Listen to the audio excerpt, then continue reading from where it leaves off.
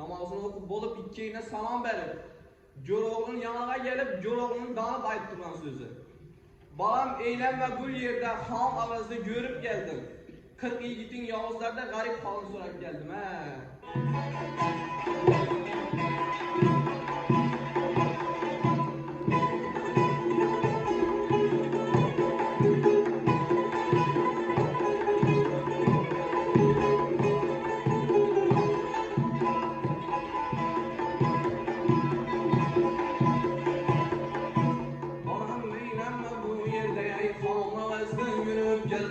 Kırkiyetin Yavuzlarda ey garip halın sürüp yandım, garip halın sürüp yandım ey.